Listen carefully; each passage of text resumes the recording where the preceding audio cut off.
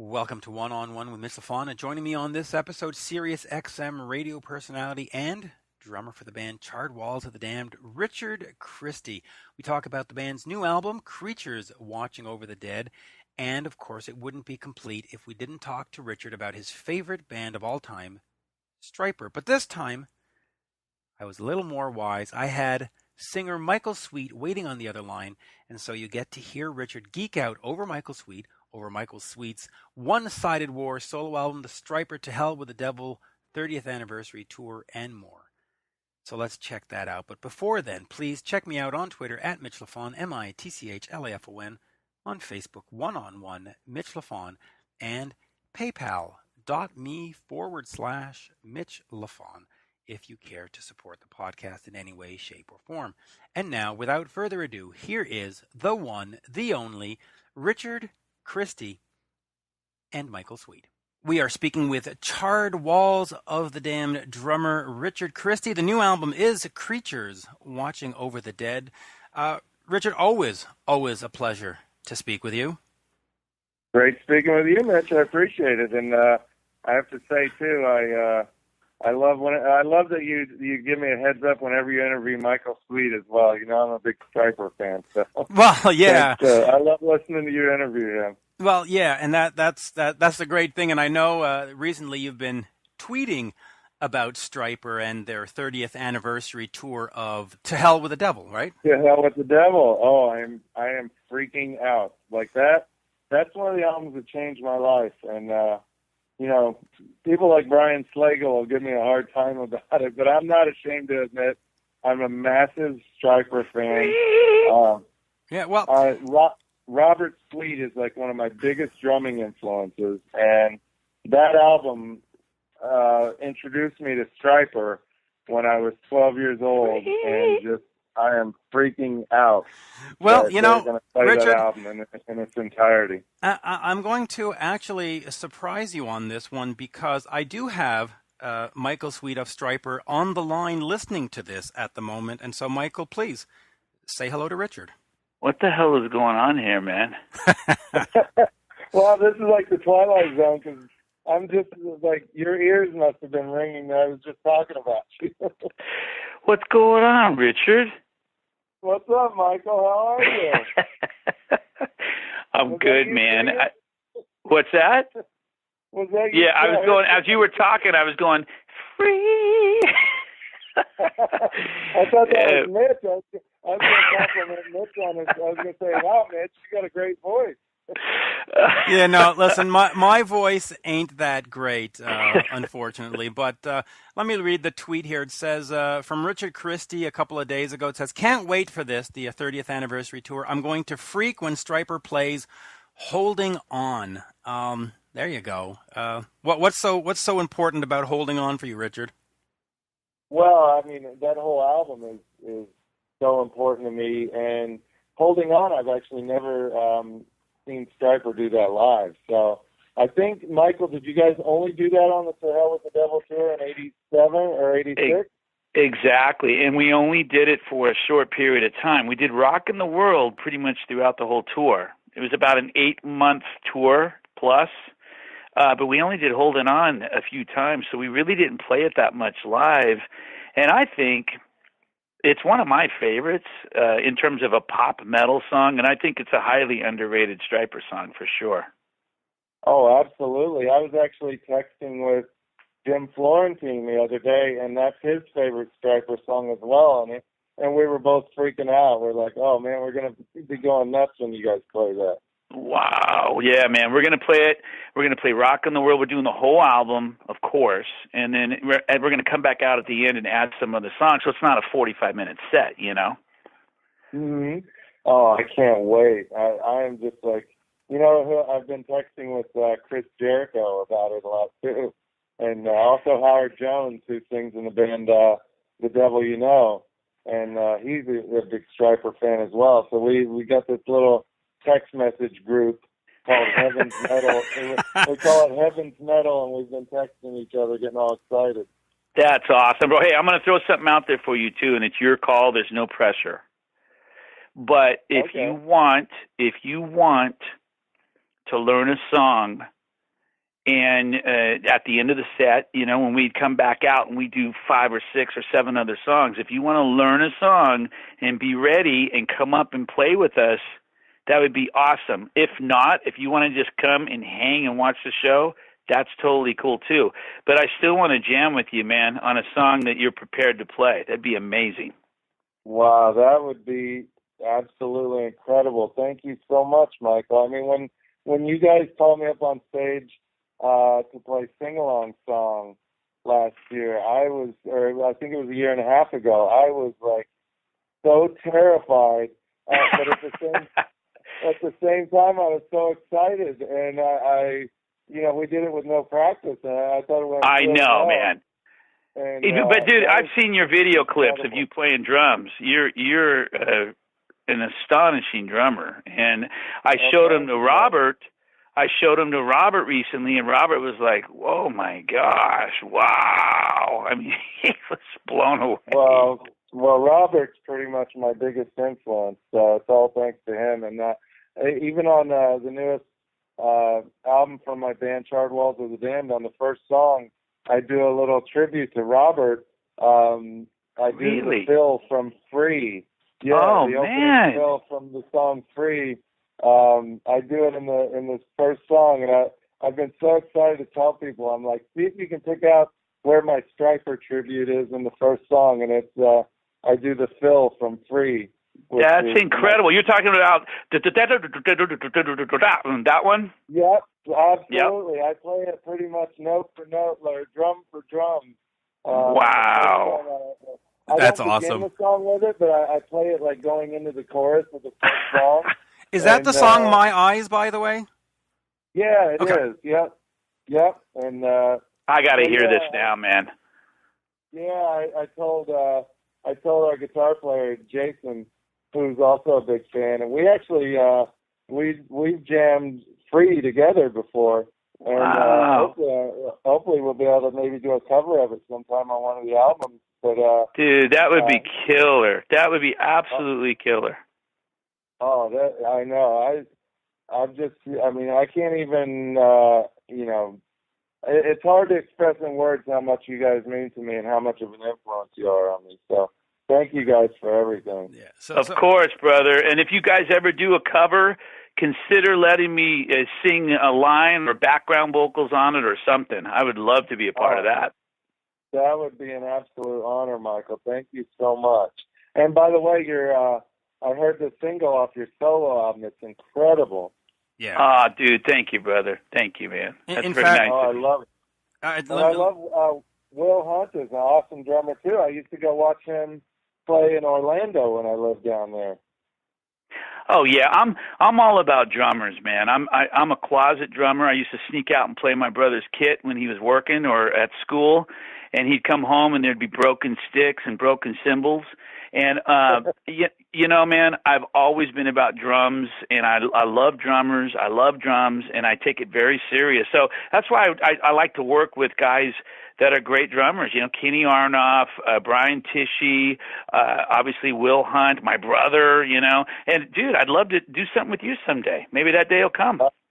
It would be an honor. I'm there. Just say the date and the place, and I'm there. And thank you so much for offering to come up and jam a song with you guys, too. That would be incredible. Yeah, and Michael, absolutely, by the way, yes, sir. Thank you for sitting in on us tonight because, you know, I think you've made Richard's evening, and it was nice of you to take time out of your schedule. And, Richard, I got to tell you, I've heard Michael's entire One-Sided War album. It is absolutely phenomenal. It is going to be in my top 3 of 2016 for sure. Absolutely for sure. It's that good. I mean, it really is that good. Wow, I man, can't wait. that's crazy. I can't wait to hear the whole album. I am so excited for this, Michael.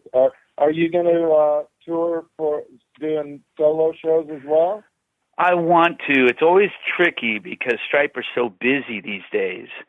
And it's very difficult, and that's the priority. I don't want to take anything away from Stryper, but I really want to, and I'm hoping next year I can go out and do some touring. That'd be great. Yeah, that would be awesome. Definitely. And Richard can sit in on a whole show. It'd be phenomenal. It'd be phenomenal. Oh, it'd be a dream come true, absolutely. And I got to say, too, you know what I loved? When I saw you guys last month in New York City when you played Lady, that was amazing. Oh yeah, it was a little different version. We had the electric guitars clean instead of acoustics, but you know what? It was fun playing that song. I miss playing that one. Yeah, I don't think I had ever seen you guys play that live before. And I remember I texted Chris Jericho. He's like, "Wow, I've never seen him do that," because Chris Jericho and I were always singing the praises of the Against the Law album. And so, oh yeah, man. Well, that was an underrated album and a great album, and we only do a few songs from it live typically. But we decided to add "Lady." We added "Rock the People." And we just tried to switch the setup. Yeah. Oh, that was amazing. Oh, and sorry to be geeking out so much, but with these questions, but are you guys? Have you played You haven't played Lonely in a long time, have you, live? No. Last time we played Lonely was in 1988. Wow. That was the last time. I'd love to see you guys pull that one out. Well, there you go. Richard learned that one for the show, and they'll play it just for you. How about that, Michael? Well, here's the thing. I joke about it, but I'm not really completely joking. And the thing I tease people about is that album was so high vocally that, you know, I don't know, man. I don't know how the heck I would do it. I'd have to, and I joke about wearing tighter pants and all that kind of stuff, you know. But I think we'd have to change the key, which is doable on that song because it's just so high. But yeah, that's another cool tune as well. And that album is definitely somewhat forgotten because I think it was overproduced. But there's some really cool songs on it, you know. Yeah, I think, you know, a lot of bands have went back and re-recorded their old albums, and I think you guys did it the best with Second Coming. The production on that album is incredible, and I love the production on the old albums as well, but I'd love to hear a lot of the In God We Trust songs with you guys doing production. Me too, and we talked about it, and we're going to do that. It's just a matter of when, but we're going to go re-record probably 6 songs from In God We Trust, 6 songs from Against the Law, and then a couple of more Yellow and Black Attack songs as well. Oh, that's awesome. Yeah, you know, another song that I don't know if you guys have ever done live that I would freak out if you guys ever did live is the song Believe from Can't Stop the Rock. Oh, yeah, absolutely. I love that song. That one we could do, and that was a tribute to our war heroes, man, you know, our armed forces. Yeah, no doubt. And that's a very patriotic song and a powerful song. That'd be a great one. And see, I forget about all these songs, Richard, till you bring them up. I'm like, oh my God, yeah, that's right. If you guys would be up for doing that one, I'd love to do that one with you guys sometime. Oh, that'd be killer, man, dude. That'd be awesome. I'll talk to the guys and I'll text you and we'll figure out a song and let's definitely do it. Make it happen. Okay? Oh, sounds great, Michael. Thank you so much. All right, guys. Look, I'm gonna let you get on with your interview, and you guys, I love you both. You're both awesome, and I look forward to seeing you in person, both of you, soon. Okay? Yes, absolutely. Oh, you're the best, Michael. This was such an honor. Thank you so much. Hey, you guys, I love you. You guys are both gentlemen, and you're just awesome people. And thanks for having me on to be a part of it. Yeah, absolutely. And there you go, Richard. There's Michael Sweet for you. I hope you enjoyed that. Bye, guys. Take care. God bless. Cheers, Michael. Take care, Michael. There we go, Richard. And I thought that would be a fun surprise for you. Oh, that was, and it's so funny. It must have sounded like it was so set up that I started talking about Michael right away when I got on the phone with you. Well, yeah, it did. I was thinking, oh my, this is sounding like it's set up, but it wasn't set up. That was just natural. But it's one of those conversations that you and I always have. We get right into the Stryper stuff. So there you go. Now, in terms of vocal stuff for Michael, if there's any song that's ever too high, you can just have Tim Ripper Owens from Charred Walls of the Dam join you on stage and make up for any anything. You know what? I think Michael's being a little too modest there, because when he still does that insane scream at the end of The Way live, and it sounds higher and longer than it even was back then on the album. And his voice is still, it's incredible live. So I think he's just being a little modest about, not being able to hit the high notes, because he's amazing live, and he sings, I think, the best he's ever sang nowadays. Yeah, and honestly, the One-Sided War album is fantastic. Now, I know you have another interview coming up soon, so let's quickly get into Creatures Watching Over the Dead from Charred Walls of the Dam. 5 years since the last one. What was that? Creative stuff? Was that just business stuff? Was it just scheduling? Why are we waiting so long to get the third album out? Well, a lot of it was scheduling. Right. Tim is very busy with his different bands, and Jason Sukoff is a super busy producer now, and every band is wanting to work with him down in Florida at Audio Hammer Studios. And even when he's not busy producing, his studios are booked up. So, we had to make sure, we had to wait till we could get some studio time at his studio. And Steve DiGiorgio has been doing the Death to All tours and also doing Testament. But also the second album came out only about a year and like 4 or 5 months after the first album. And honestly, I don't know that even a lot of people knew about the second album, because it came out so soon after the first one. And so I was thinking, you know what, maybe it's better for the third album to take a little bit longer, get people to want it more, to be hungry for it, to kind of, now people are saying, wow, that's cool that you guys are still around, and people seem to kind of be a little bit hungry for Charred Walls of the Dam now, since we haven't been put out any music in 5 years. And also another thing was, I wanted to try something where in the first 2 albums, I just wrote exactly as many songs as we needed for the albums. And I always hear about these bands that write, 20 or 30 songs for an album and pick out the best ones. And so I decided to do that, and I wrote about 24 songs. Took a lot of time with each song to make them awesome. And then Jason and I got together for pre-production about a year and a half ago, and he picked out the best 9 songs.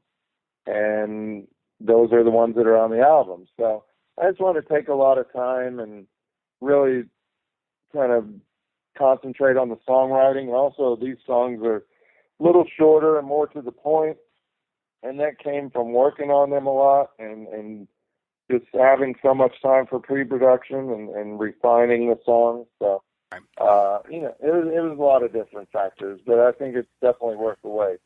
Getting back in there and making an album and getting back into music, does that give you the itch to get back on the road? And does your schedule with the Sirius XM show allow you to go tour, or are you sort of like, I can sort of do 2 weeks here, 2 weeks there, it's not really worth it? Like, are you going to be touring on this? Well, yeah, I mean, definitely it's, my schedule would allow for, just like you said, probably 2 weeks at a time at the most. Which is what we did in 2010 when we went on tour, and you saw us in Montreal. Yep. And that was a fun night. It was such a blast. And I do get the itch to go back out on the road. And I think the best thing for us would probably be if we end up doing festivals, because we can't really go out a month at a time and do a tour. And it's not only just because of my schedule; the other guys are busy as well, and especially Jason. He's just totally booked up a lot of times with bands and with running his studio. So I think festivals will probably work out best for us. Or maybe we could do another 2-week tour. I'd love to go do a 2-week tour of Europe, which would be like a dream come true for me. And also come back up to Canada and to Montreal. The crowds are amazing up there. It's like Canada is like playing Europe. The crowds are crazy. It's awesome. Yeah, our crowds are great. And in fact, we've got your brethren, Tim, coming to play at a local bar that I'm a silent partner and called the Brass Monkey in Ottawa, so that'll be fun. Is the band... Well, when is that? You want to give him a little plug there? Well, in fact, hold on a second. I actually have to look it up. It is in October, Yeah. but I need Let's to... give our buddy a plug here. Let's give Ripper a plug. All right, I will give Ripper a great plug at the Brass Monkey here. Hold on. While I look for that, though, because I have to do this on the iPhone, is the band really the four guys, or because of scheduling, would you ever consider touring and saying, okay, it's you, Ripper, and now we have to replace one guy because he's doing his studio stuff, or we have to replace the other guy, or is it really the four guys? Well, I mean, I'd love to do the four guys if the schedule permits. Right. But we have done it before where we used Tim's touring band and Tim's band, the Beyond Fear guys, just because Steve and Jason were busy. And honestly, too, Jason, it's not easy for Jason to travel because he's in a wheelchair. So we could probably do festivals, but I want to make it as comfortable for Jason as it can be as well. And I know, Jason, it's not really easy for him to fly and stuff like that. So my dream would be that we could all four do some festival shows or do a 2-week tour. And, that might happen. You never know. But if we had to, we'd go out with Tim and I and Steve and another guitar player, or if Steve was busy with Testament, which, I totally understand. He's on their new album and touring with those guys, which is awesome. Yeah, it's a great band to be with, by the way. By the way, Tim Ripper Owens in Ottawa at the Brass Monkey is October 28th, 2016, and tickets are $23, which is very, very reasonable. So, heck yeah, that's a Halloween show too. A couple days before Halloween. That's awesome. Therefore, you should come up for it, I think. Make a special trip. But let me ask you about Jason. I mean, he's produced Death Angel this year, Drowning Pool, and in the past he's done Battlecross, Krotopsa, all these bands. He produced a new album, correct? Yeah. He produced, engineered, recorded pretty much the whole kit and caboodle.